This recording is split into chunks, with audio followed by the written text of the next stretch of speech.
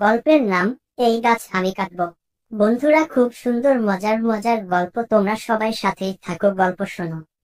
একদিন সকালে এক গ্রামে হঠাৎ দেখা গেল তিনজন জাদুকরী মেয়ে হাতুড়ি কুড়াল হাতে এসে হাজির। তাদের চোখে মুখে রাগের ছাপ, আর তাদের নিশানা গ্রামের মাঝখানে থাকা একটি বিশাল পুরনো গাছ।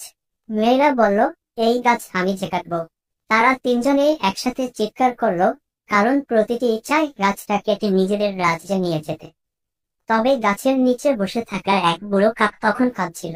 সে বলল, এই গাছে আমার বাসা, আমার পরিবার থাকে এখানে। গাছটা কেটে ফেললে আমরা কোথায় যাব? মেয়েরা প্রথমে কাকের কথা শুনে হাসল। একজন বলল, তুই একটা কাক, তোর আবার সংসার। তখন কাকটি বলল, তোমরা জাদুকরী হলেও হৃদয়হীন কেন?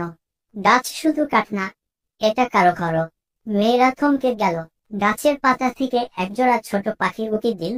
তাদের মিষ্টি কিচিরমিচিরে গোটা এলাকা ভরে উঠল। তখন এক মেয়ে বলল, আমরা তো রাজ্যের বন রক্ষা করি, আজ কেন এমন করছি? তারা তিনজনে মিলেই কুড়াল রেখে গাছটিকে জড়িয়ে ধরল। বলল, আমরা ভুল করেছি, ক্ষমা করো কাক ভাই। এরপর তারা গাছের চারপাশে ফুল লাগালো, আর গ্রামের সবাইকে গাছ রক্ষার গুরুত্ব বোঝালো। জন আর কাক, সে তো খুশিতে কাকা করে উড়ে গেল এবং বলল, এই গাছ কেউ কাটবে না, এটা এখন ভালোবাসার গাছ। শিক্ষণীয় দিক, প্রকৃতি আমাদের সবার জন্য, গাছ কাটার আগে ভাবতে হবে কার জন্য সেটা আশ্রয় জীবন। বন্ধুরা, ভিডিওটি যদি ভালো লাগে, নতুন নতুন ভিডিও পেতে চ্যানেলটিকে লাইক সাবস্ক্রাইব করে দিবা। আমার গল্প শেষ।